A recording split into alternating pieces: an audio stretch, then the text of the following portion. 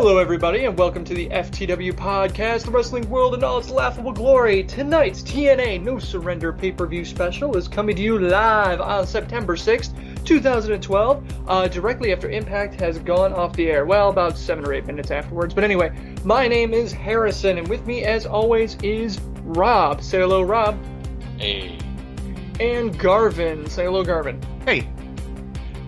On tonight's show, we'll be talking about tonight's Impact a little bit, but more importantly, this Sunday's No Surrender pay-per-view. If you're new to the show, check out ftwpodcast.com for more about us and how to get involved in this show's upcoming shows. We're on Twitter, Facebook, voicemail, text message, email. All those links and information is listed right there, so definitely check it out. But first, let's talk about Impact, because I gotta be honest, let's talk about Impact as for what it does, what it means for No Surrender. We'll talk about Bound for Glory later. But I find it interesting that basically 3 matches were essentially booked tonight for No Surrender. The Bound for Glory qualifier, which kind of makes sense. You know, James Storm picked Bully Ray as his opponent, leaving Smojo and Jeff Hardy to duke it out before the finals match that night.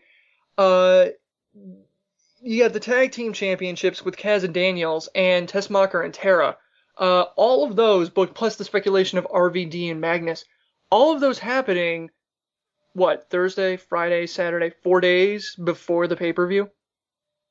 Maybe 3 days if you really want to be technical. I mean, Rob, do you think that's kind of, or do you think that's kind of weird, or do you think we're kind of harping on the TNA really cares about pay-per-views, maybe they don't type of thing?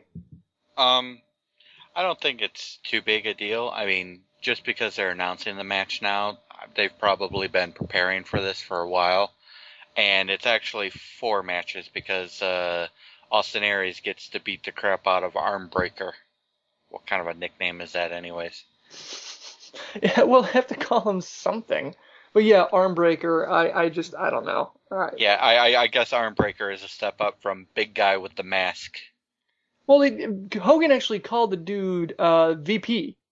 A couple times during the course of the show. Which Yeah, but I was don't think VP is the same guy who broke Aries' arm. I think No. VP is supposed to be like the leader. No, VP's the fat one that's always talking on the on the screen. Right. Which Well, technically, they've had different people playing that role. No, is it really? I thought it was the same guy. I am pretty confident it's been someone different every time. I think so too, because. Okay. Well, regardless of whoever it is, it like leapt out to me because one of our friend of the show pointed out, I forget, on Facebook, pointed out that he had a VP patch on his shoulder, just like on Sons of Anarchy, which makes me think I should watch that show so I can understand what the hell's going on with the storyline. Garv, what do you think? I mean, we got 4, possibly 5 matches, a majority of the card booked just 3 days before the pay-per-view. Yeah, it definitely is pretty strange. I would much rather go into No Surrender knowing what matches are going to be booked, and it feels like they kind of forgot about it right until like the last moment. So yeah, I totally agree with you guys. Really we had 3 matches definitely booked, and that was the BFG series matches, and then everything was just kind of like tossed in at the end. I like the idea of them forgetting that they had a pay-per-view, like it was a dentist appointment that they were running late for. As far as the biggest impact from Impact, for No Surrender, what would you think? Would be the biggest thing that came out of Impact for No Surrender, Rob? I think the biggest thing that comes out of Impact for No Surrender is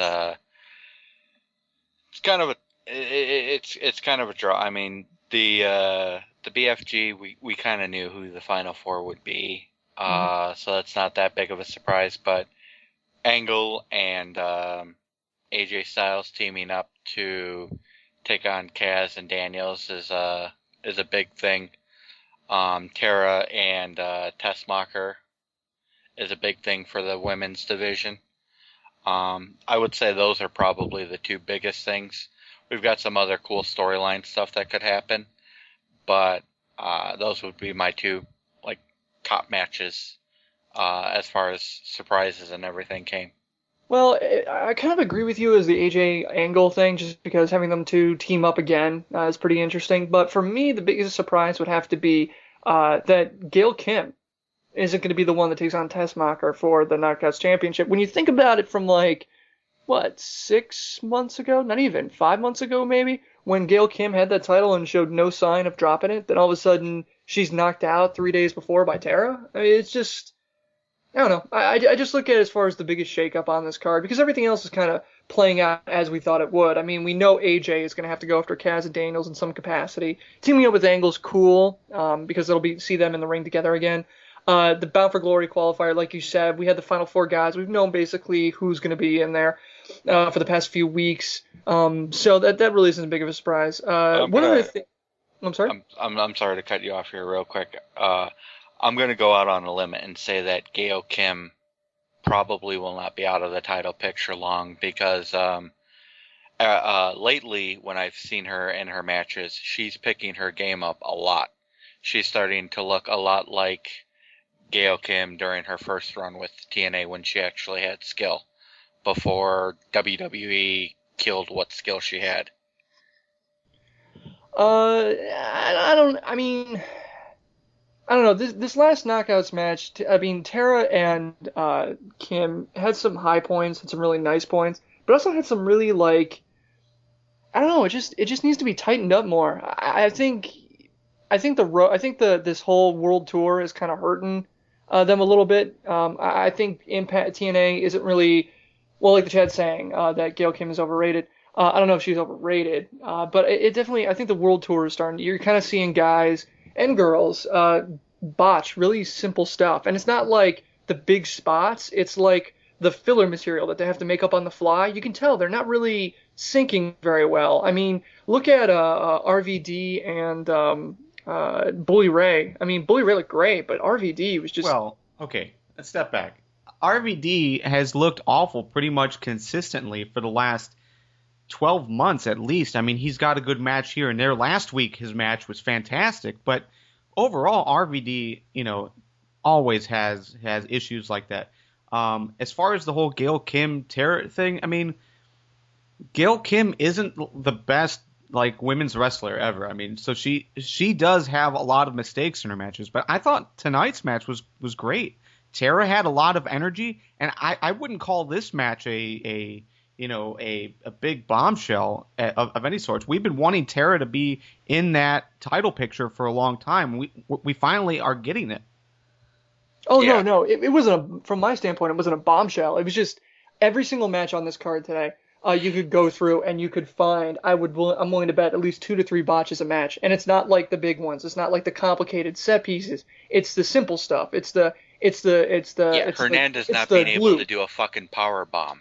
Right. He almost dropped, I think it was, I don't remember if it was Daniels or Kaz, but he almost dropped the guy 3 times before he finally hit the power bomb.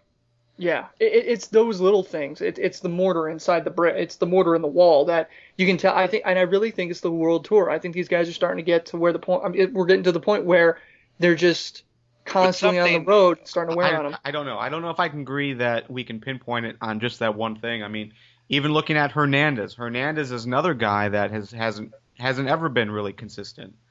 Jeff Hardy, the same thing. Those are the guys. I'm with Garvin. I don't think.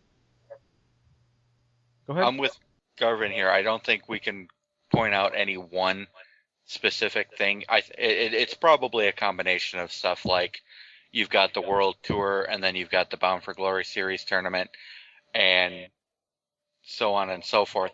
It could be a number of things that are really kind of coalescing here, but something that stood out to me, and I want to get your guys' opinion on this too. When they did the interview with RVD after his match tonight, he looked pissed off and everything. To me, I kind of got the vibe that he knew he turned in a crappy match.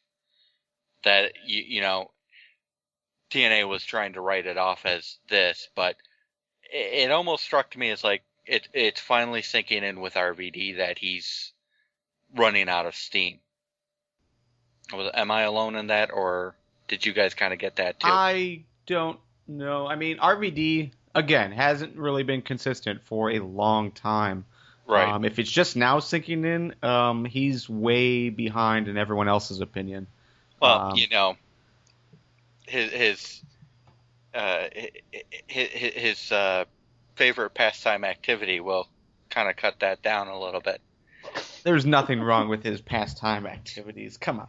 All right. So, but as far as tonight, though, I mean, there were a lot of good things. We can single out the botches in the matches, but overall, there was a lot of good movement towards No Surrender, even though it does seem like a little last minute on a few things. Yeah. Oh yeah, definitely. Yeah, and I think the idea of us not really picking on Impact, but kind of pointing these things out, I think it just shows a sign of strength and how good Impact has been recently, where it's not so much we're surprised that they're doing so well. Now we're almost expecting them to do so well, and we're feeling not slighted, but kind of like, all right, you guys are better than this. And it's I mean, you can look at the last 3 months of the show, and it is clear they are much better than the botches that they had today. But yeah, the No Surrender thing did feel a little bit last minute.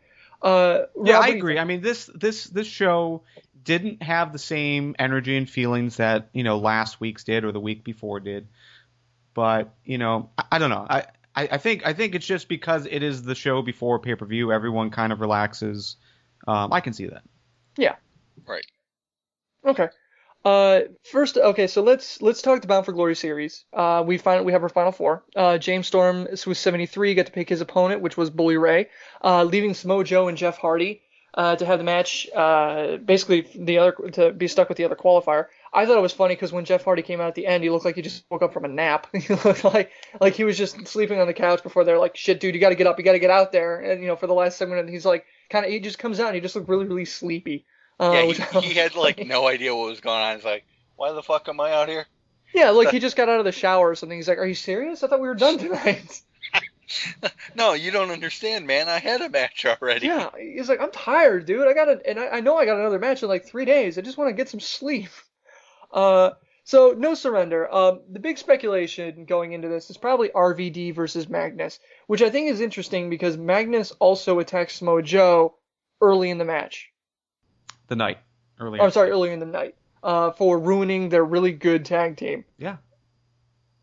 So that's not going to go anywhere? They just take that, they just throw that out there to remind us that Samoa Joe and it's Magnus going somewhere, just not now. I think they're going to build it, but I think they're going to wait until after No Surrender to really start in on that.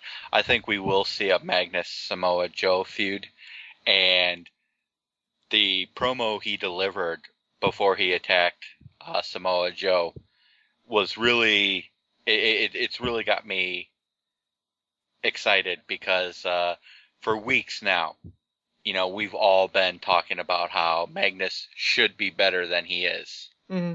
And, one of the things that I think has been holding him back, and I've said this before, is his mic skills or lack thereof. It looks like he's finally starting to get an idea of what to do on the mic. And if he can combine that with some solid ring work, we could see a big push coming his way. Oh, hands down. When he was talking trash to RVD, it was pretty good. I mean, it wasn't like top tier, but it was respectable. Yeah, and depending on what they do with Samoa Joe, I mean that is the match that they're building. Maybe to Bound for Glory, depending on what happens with Samoa Joe in the series. I could see that, but yeah, I mean they're not just bringing that back to remind you guys that that it was a tag team and then going to forget it again. That is definitely the feud that they're building. I think RVD is just that stepping stone as we wait to finally get that.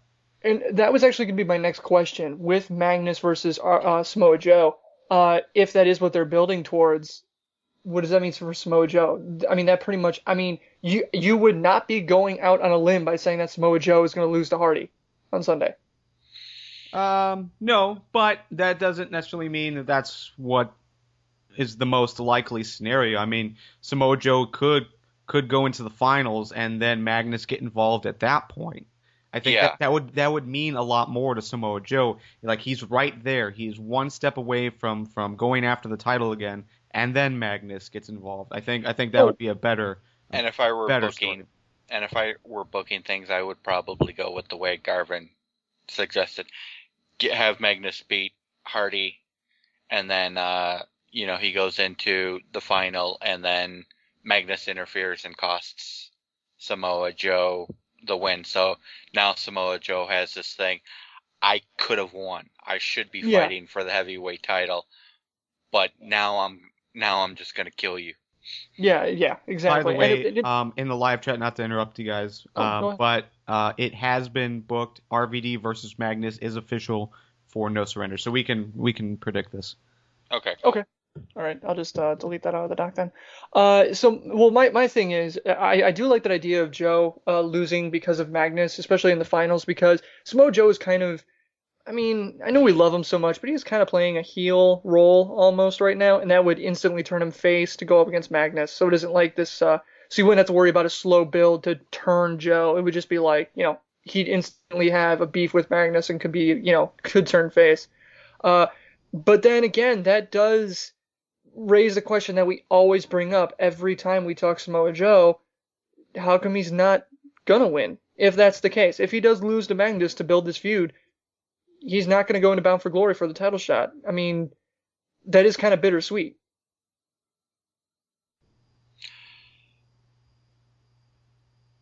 Rob? It is. It is very bittersweet. Okay. I mean, I will enjoy the Magnus versus Samoa Joe fight, but for sure, I would much rather see Samoa Joe fighting for the title. That's where he belongs. That's where he has belonged for the last 2 years and has never really been given that opportunity. I would agree with that. With regards to the Bound for Glory Series tournament, I'm just a little bit biased because James Storm is on my team. All right, then we just won't take your opinion. but yeah, I definitely think if not at Bound for Glory, at some point in the near future, Samoa Joe deserves a title shot because since he's come back, he's kind of bounced between a number of roles. He's been helping put young guys over. He's been helping put some of the older superstars over. Mm-hmm. He's been kicked out of the production truck. He's been kicked out of the production truck. He's really been all over the place. And I think if there's any real solid reason to deny him the title shot at Bound for Glory, that would be it, is that he's really unpredictable right now. TNA has no idea what the hell they're going to get from him. That's really the only justification I can come up with saying, here's a reason why we shouldn't put Samoa Joe in for the world title, because TNA has no idea what kind of Samoa Joe they're going to get. They're going to get a fantastic match from him. Oh yeah, you can guarantee once. But the problem is, and then after his fantastic match, you might storm the production truck. That's the thing. Yeah, it's not when he's out in the ring that they're worried about. It's when he comes back. So first up, let's talk.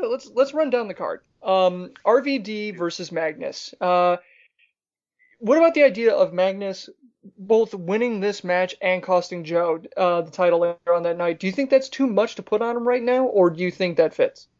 That fits. I think that's doable.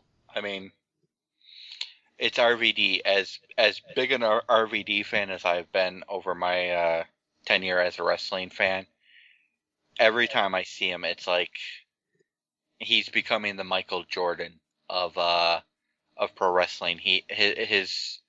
His ideal time to quit was a few years ago, and it's like every time he steps into the ring, it's like, oh, dude, just call it quits, man, while you still have some credibility left. Okay, that makes sense. All right, so then who are you taking in this match? Because I'm taking Magnus. I like the idea of Magnus both beating RVD and costing Joe the match, which would give him huge heat coming out of this pay-per-view. I will also take Magnus.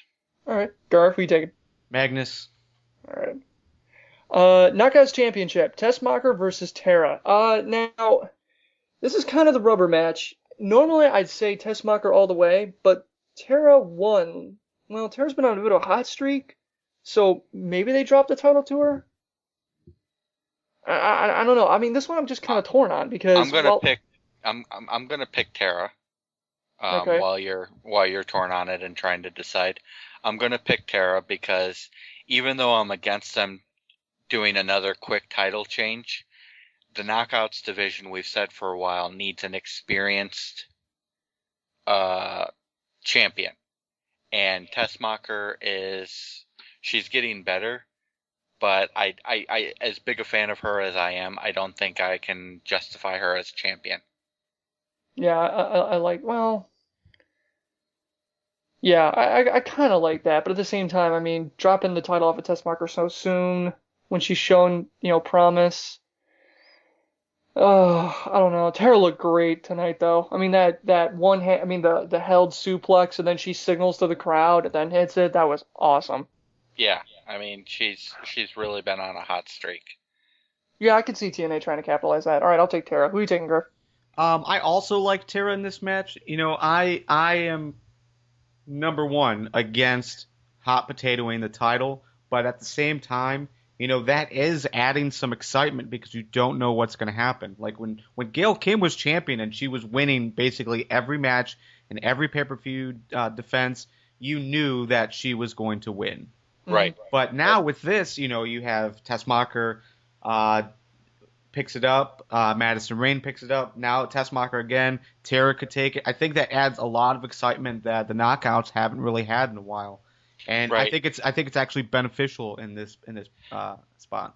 I agree, and it sells the attitude that TNA is really trying to push, that they've got the best women wrestlers in the world, and that any woman wrestler on their roster can win the title at any time because they're that good. Yeah, I like that. I like that point, Rob. I really do. And part of me thinks that now that they're starting to push that type of thing, especially with the way that Taz is kind of doing it, I don't know. I kind of think maybe next year we might even see a Bound for Glory for the Knockouts division, which would be kind of cool. That would be awesome. I would love to see a Knockouts tournament. Yeah, but the only problem with that is they don't have the same depth of talent. They just don't have enough people. It wouldn't last as long as the BFG. It would be a shorter. It would have to be a shorter run tournament. Or maybe they just do one match every week. I mean, because with the Bound for Glory, they've been doubling up. Yeah. Yeah, my only argument against that idea, I love it, but if they have given precedence to BFG series over the X Division and the TV title for the last 2-3 months, no, I don't want to see the Knockouts do it as well. Yeah, that's a fair point. I would much rather them spread out some people. Yeah, because we really haven't seen an X Division match in weeks. Since the last pay-per-view. But this is what I'm saying too, and what Harrison kind of alluded to. If you do that with the women's title, since there aren't that many women on the roster as comparison to men, you can afford to stretch it out. We usually have one Knockouts match a week. You can make that their tournament match. Yeah, you don't have to add anything new, and you can still you're not really in a position where you have to cut one thing to handle a Knockouts tournament. And for the Bound for Glory series, they count house shows, don't they? Well, that's the thing. I was just going to say that, like, not to keep this off our train of topic here, but yeah, they were supposed to be counting house shows. That's what they did last year. That's what they did at the beginning of tournament. But really, most of the matches have been on TV, which I thought was really strange. Yeah. Like you said, they started off counting house shows, and then they just said, you know what, screw it, we're gonna put the whole tournament on TV. I mean, I think there were a couple of BFG matches that took place on Explosion, but most of them took place on Impact. Yeah, which I'm fine with, because really, I mean, it's not a win-loss record that they're going for. It's the amount of points. So cutting down the matches is fine for me. Just because, it's not like, the first people to 5 wins get it. It's like, whoever top 4 points earner. So it makes sense that, you can cut a lot of those matches and still make it exciting. Anyway. Real quick. I'm sorry, go on, Garv. Yeah, by the way, the live chat is reminding us that the reason why Madison Rayne got the title was just so that they could bring in Taryn as their Knockouts ref, which true. was a dumb storyline anyways. But still, I think it still, put some focus on the Knockouts division. Yeah, I thought it was retarded too, but still, overall, it did add some excitement. We still were talking about it. It's such a stupid storyline, though. Well, we were talking about it because we're kind of required to talk about it. Yeah, but we haven't been talking about that's the kind X of what we do every division. week. My We haven't problem been talking is, about the TV title, so I mean, the only thing about that is once Earl Hebner and Madison Rain kissed, that just proved that karma doesn't exist. So, at the very least, we had that. karma does exist. She just got released. Yeah. All right, so for the tag team championships, Kaz and Daniels versus AJ and Angle. I gotta be honest, I really like the idea of AJ and Angle stripping the titles from these guys. I agree. I think AJ and Angle are going to win. I don't want to continue to agree with you guys, but AJ and Angle did hold the titles. They only held the titles for 18 days. It was like between Slammiversary and whatever the last pay-per-view was, Sacrifice. So, yeah, I think it would be great to have AJ and Angle back with the titles. I want to see it, and I think it would add well to their current feuds. Okay, yeah, absolutely. I think putting gold on AJ would be great. Maybe break up Kaz and Daniels a bit and have AJ go. Well, I guess AJ has beef with both of them. Although I'd say mostly Daniels. Seems like Kaz was always kind of secondary to that. Kaz is secondary, like in everything. Yeah. Kaz has been secondary pretty much most of his career, with the exception of phenomenal performances in the X division. Yeah, absolutely. Okay. Moving on to the X Division Championship. If everybody remembers, the X Division is a division that TNA has, which is mostly cruiserweights and very high-flying moves. I can understand if you really don't remember those very well, but if you hit the internet, you might be able to find out that they used to run this at a time. Anybody think Zema? I think Zema Ion's going to retain. I mean, I'm picking him right off the top, just because it seems silly that they would have him drop the title when we haven't even seen an X Division match in a month. Yeah, I can't argue that. I'd like to see Sanjay Dutt hold the title. He's never held the title, right, Rob? No, he has never held the X Division title. Yeah, I think Sanjay Dutt would be a great champion, but at the same time, without any type of build, it's difficult to say that anything else would happen besides Ion retaining. Yeah, I mean, for you to pick Dutt to win, you're pretty much TNA pretty much has to rely on fans remembering what happened last pay-per-view. And wrestling fans typically don't have that long memory. So I'm gonna go with Zema Ion, as much as I'd like to see Sanjay Dutt win. Yeah, I can't imagine any scenario where Sanjay Dutt would walk out with the strap. Okay, so Bound for Glory qualifier. The way we're going to do this is we're each going to pick who we think wins each match, and then we'll get the finals as well. The reason why is because with the pay-per-views this time around, what we're doing is we're counting not only correct pay-per-views, but for correct matches, and this would pad our score because Joe and Lee aren't on. Good with you guys? Yeah, that's fine. That works for me. Excellent. Okay, so hey, what? They get punished for their absence. James Storm, Bully Ray. I'm right off the top. I'm gonna say it right here. I'm picking James Storm to take this thing all the way. Well, I'm taking James Storm too. Before we get to this prediction, though, I was really expecting James Storm to take on Jeff Hardy in the opening match. No. Well, okay, go on. Yeah, why? Because it would be the easiest opponent. Bully Ray and Samoa Joe are big guys. To go through that, one of those guys, and then the finals. First of all, just coming from a logical standpoint, if I was James Storm and I was, doing what he's doing, I would go through Jeff Hardy first. James Storm is not a logical man, first of all.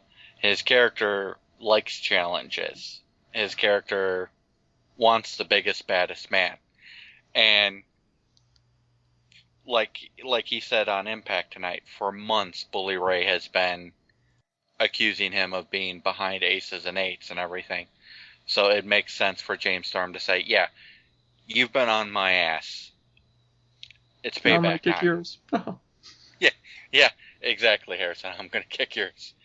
Well, my thing is, once I saw that James, because I was kind of up in the air between James Storm and Bully Ray about who was going to win the Bound for Glory series, the whole thing, all the way to the title match against Aries, and the whole time I'm thinking this, I'm thinking if once Storm picked Bully Ray, and it was very clearly face versus heel, I was like, okay, that's it, James Storm's is taking it, just because it just fits so well, because now we got a face and a heel and a face and a heel. I mean, I think Joe's going to win the next match, like I said. Then we got another face versus another heel, done with the Bound for Glory finals, going up against Austin Aries, which will be a month of build involved with that. So I really like the idea of James Storm just taking this whole thing, because then it's face heel, face heel, face heel, face heel, then Storm and Aries.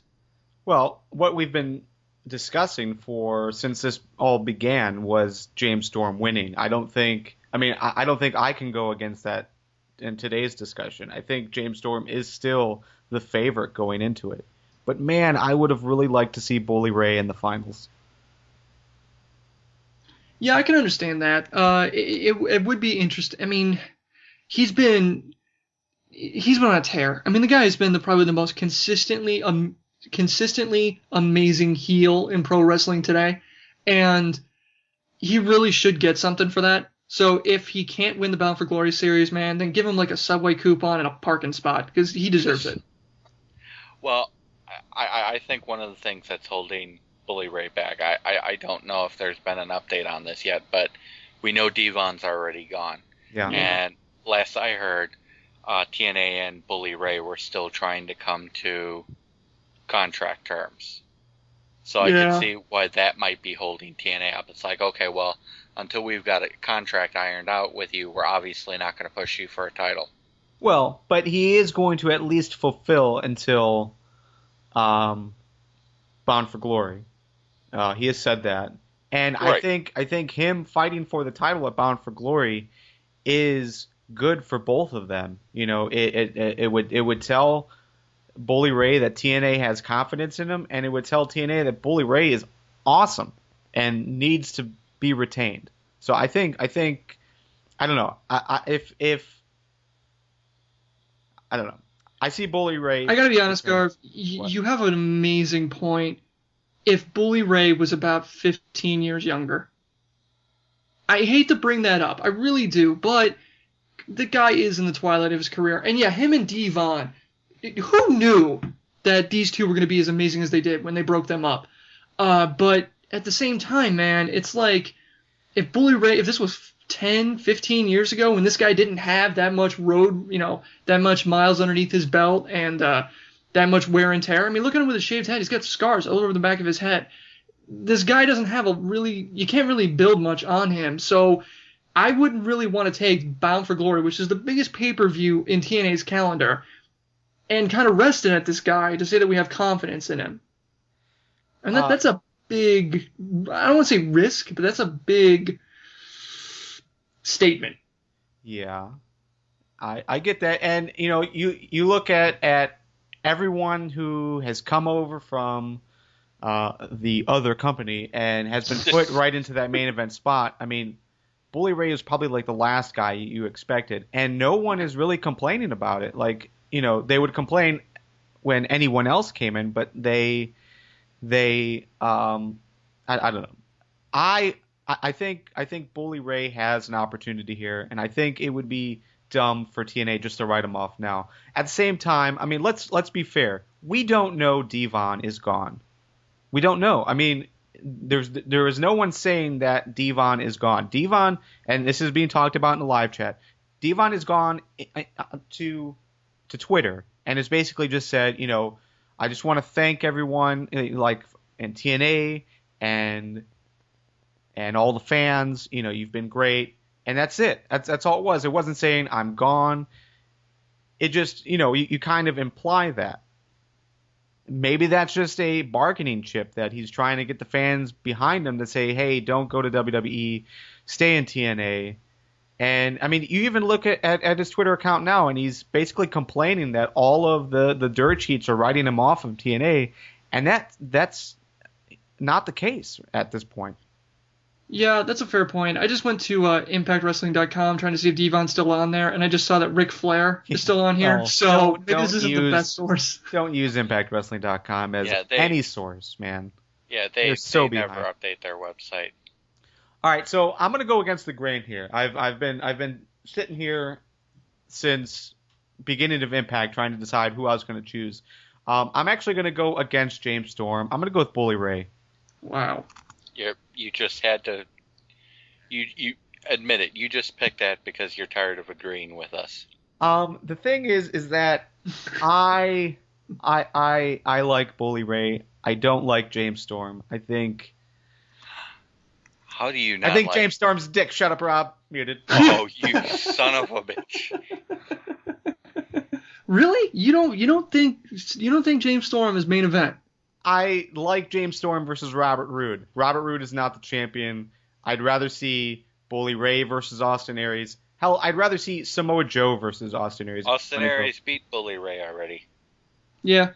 He dropped him on that scar-covered head. It was pretty epic too. I don't care. It was. I still would rather see that match. I like their chemistry better. I like the chemistry between Samoa Joe and Austin Aries. I mean, they both have reasons to fight Austin Aries. The only reason Storm has is for the title, and I don't want to see that. See, Garv, for me, I always like to overthink things and read between the lines. And for me, it's not so much James Storm versus Austin Aries. It's James Storm coming out on Impact after winning the belt, setting it down in the middle of the ring, and calling out Bobby Roode. I want to see that happen. Even though I've said repeatedly that Storm versus Roode is so strong on its own that it doesn't need the strap, if you're going to do it, go big. And I just think that would be one of those things where we can look back at, we can really look at TNA and go, they're starting to make a mark on this industry by taking essentially three homegrown guys, Austin Aries, James Storm, and Bobby Roode, and building this amazing program with them. I really like the idea of that. I'm just going to quote Diva Jill in the live chat. She says, James Storm needs to lose Bubba or Joe for the win. I agree. That's it. That's all. We can continue arguing this all night, but I'm going to go with Bully Ray. What the hell she's talking I'm going to go with Bully Ray for this first match. Are you ready for the second match? Yeah, first off, she didn't even correctly predict where Joey Ryan and Al Snow was going to go. So, Well, she predicted that there was going to be a challenge for a fight. That happened. Well, open fight night would have been better. Really, Diva Jill had a better idea than TNA came up with. I'm just going to call it. It was a really good one. She did. It should have waited to open fight night, and it shouldn't have ended with Joey Ryan running like a little bitch. Yeah, that would have been fine. Slapped. Al Snow comes down there. The suing angle, I hate. But let's talk about that Tuesday. Yeah, we'll talk about that. Yeah, that Tuesday. All right, so Samoa Joe, Jeff Hardy. I'm picking Joe just because I like the idea that we were talking about earlier. Joe gets to the finals, Magnus takes him out. I mean, this is a really stupid reason to pick Samoa Joe. Let's be honest. We're basically booking No Surrender and writing the storylines as we see them 3 months down the road. There's been evidence that TNA listens to us, so they have stolen a lot of our ideas. We started a draft, and the week after we started a draft, bam, they have a draft. A week, man. A freaking week. I couldn't believe it. All right, so I'm taking Samoa Joe. Rob, who are you taking? I'm going to take Samoa Joe. Nice. Garv, you sticking with us or are you going with Hardy? Samoa Joe, because I would love to see Samoa Joe versus Bully Ray in the finals. But remind me before we move on, there's a match idea in the live chat I want to bring up. But continue. Okay. No, that's okay. All right, so for Bound for Glory, for the finals, we have Samoa Joe, Bully Ray, and James Storm to win the finals match. The whole freaking thing. I'm taking Storm all the way. Garv, you're saying Bully Ray's gonna make it the whole way? Man, so tough. Yeah, I'm gonna stick with Bully Ray. And I'm going to take James Storm so that I can get a shit ton of points. Yeah, man, that would be a lot of points for you. That'd be what? 3, 6 plus the pay-per-view bonus? That's close to like 10 points, isn't it? Not to mention, this year we get points just because he's scheduled to be on the pay-per-view. So, Really? Isn't that what we get? Scheduled match, yes. Oh, Yeah, okay. I thought it scheduled was just match. bonus points for winning. Oh, cool. Well, and winning, yes. Yeah. So, man, you're looking at like maybe a dozen points coming out of just one pay-per-view. Damn. I know. That'd be huge. I could take Lee out back and double tap him. Exactly. All right. Austin Aries versus the Aces and Eights. Wait. Let's talk about one idea that was brought up by Rob in the live chat. Yes, of course. I apologize. Go ahead. All right. He says, I think it's going to be a fatal four-way match. James Storm and Bully Ray tie because the 15-minute time limit. Samoa Joe beats Hardy. Have four-way match at Bound for Glory for the world title. James Storm versus Bully Ray versus Samoa Joe versus Austin Aries. How awesome would that be? Man. Yeah, I'll be honest. It would be awesome, but I don't think TNA is going to do it. Why not? Well, because they didn't book the four-way tag title match, even though they had that like on their plate. They just had to book it. They couldn't do it. Yeah, that was one of those things where when you said Garvin it. said. I mean, if I were Hogan, I would be like, okay, Chavo and Hernandez, Kid Cash, Gunner, Robbie E, Robbie T. Yeah, all three of you get out there against Kaz and Daniels. Rob, how much did it hurt you to say that you wanted to give Kaz and or give Robbie E and Robbie T a match? I think a little part of my soul died. But you know they're awesome, so. No, I really don't know that. All right. Austin Aries versus the Aces and Eights Armbreaker guy. I don't know, whoever this guy is. Not the freelancer, but the guy who broke Austin Aries' arm, which I'm not sure if it was the same 2 weeks in a row. Tried. I'm saying yes, tried. Twice in a row to do it. They gotta. I'm thinking, however this match goes, they got to do something with it. Either hardcore rules, cage match. They got to do something to give this an extra flavor, or else I really think it runs the risk of being lost in the card. I mean, because look at it. There's really no risk of Austin Aries losing the title.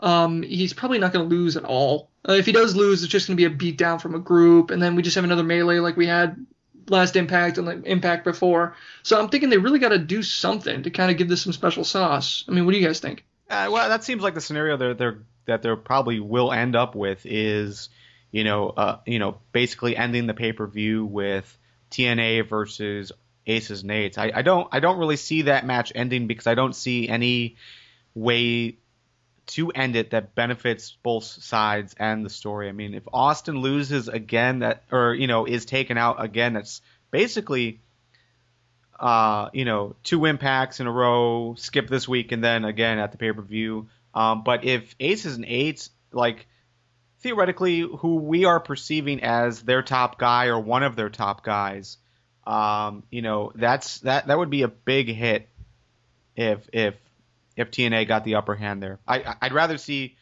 it end in a melee just so we have something to lead into whatever we're leading into, wherever we're going. Yeah, I'm not sure this is going to turn out to be an actual match. It's probably going to be like a street fight in the back where both sides end up getting involved or something. Yeah, I don't know. I really think they got to do something with it. I mean, yeah, if they do a hardcore match or cage match or something, they got to do something with this because it really does. Or whatever they decide to do. I mean, for me, oh man, if this match doesn't end, I mean, if the match does come to a conclusion where there will be a 3 count, it's got to be Aries. Yes, I don't see if it's an actual match. That ends in a traditional match style. There's no way Austin Aries loses this match. Yeah, I'm still going with no one winning. I'm just mark me off to the side as a draw or no contest or whatever. Oh well, if that's an option, I'm taking that one. Why wouldn't it be an option? Just in case it is. But yeah, I really don't see this going to a 3 count. All right, so well, real quick, the live chat is kind of conflicted on this. Half are saying it will end in a brawl, but Nick points out it can't end in a brawl because they've done that too much. But I think they almost have to at this point. Yeah, maybe Austin Aries goes over the top with it for his revenge or something. I don't know. I mean, that is a really good point. Just because they have done it twice already, if they do it a third time, it's like, all right, you guys are just vamping at this point. Yeah, I just don't know what the next step is. I mean, because they can't continue this at Bound for Glory because Austin is involved in the title match, unless we bring back that idea that was brought up in the live chat. I think it was Robert, where it's that triple threat match instead of a four corners match to decide the real winner type of thing of the Bound for Glory series. I mean that's a way that they could delay this a little bit so that we could still see Austin Aries face Aces Nates at Bound for Glory. I don't know. It just seems like a weird spot. Yeah, they do find themselves in a strange position, in a really, like you're saying, a weird place because the pay-per-view immediately after this, Austin Aries has a title match. So if Aces and Eights continues, I mean, you run the risk of kind of squashing that. I mean, it just seems, for me, Aces and Eights is a very cool storyline, but I'm starting to wonder if this was the best time to do it. Yeah. With the tournament and everything? Yeah. Maybe wait till after Bound for Glory? I don't know. I love that we're having this conversation that we have no idea what's happening. Oh, yeah, cool. That's the fun. That's fantastic. Yeah, it is nice to have a storyline in pro wrestling where we have no idea what's going to happen. Whereas most of them, it's like, okay, well, this week, here's what's going to happen. And then next week, here's what's going to happen. And then the week after that... It's not that, we're not that granular with it, but you can kind of see coming down the line, it's like, okay, John Cena's going to win. Or it's clear they're going to have to do something with Punk to give him an edge against the crowd because, if he keeps going on like this, it's just going to be too much, that type of thing. So, I mean, you can kind of tell. It's rare. It's just rare when you have a storyline this size like this. Okay, all right. So, what do you guys think about the pay-per-view? I mean, basically, this entire thing was booked today. Had majority of the card was thrown up there. What do you guys think? Do you think this will be a solid pay-per-view? Yeah, I think this will be a good pay-per-view. It'll continue the trend of strong pay-per-views that TNA has been having recently. Yeah, especially because they don't really promote them. At least they don't promote them as hardcore as WWE does. So that's something. What do you think, Garv? Yeah, I mean, there's really only two matches that are up in the air. Obviously the Austin Aries versus Armbreaker guy. That probably will not be a solid match at all. It probably won't be a good wrestling match at all. It's gonna be just to continue that story wherever they're going with it. So I'm not expecting a whole lot from that. Same thing with RVD and Magnus. I'm not expecting much from RVD. I mean, he needs at least 2 buffer matches in between each good match that he has. So this would be his second buffer match. But yeah, I think overall we're probably looking at a pretty good pay-per-view. I don't know if it's in line with Slammiversary and the good vibes that they were basically carrying for 4 or 5 pay-per-views in a row. But I think it's going to be good enough to get you, motivated to watch Bound for Glory, and that's really the point of this. Yeah. Okay. Very cool. Very cool. Very cool. All right. So should be a good pay-per-view. It'll be interesting to see how it turns out and what this means for Bound for Glory as far as the pay-per-view proper. As for that, that's it. That's the show. Check out ftwpodcast.com for more information about us and how to get involved in the future. There's a support tab where you can go up there. You can donate, buy merch, and there's links to how to rate us on iTunes and Stitcher. Please, more than 4 stars. As many stars as you can get us. This is like Super Mario 64. We want all the stars.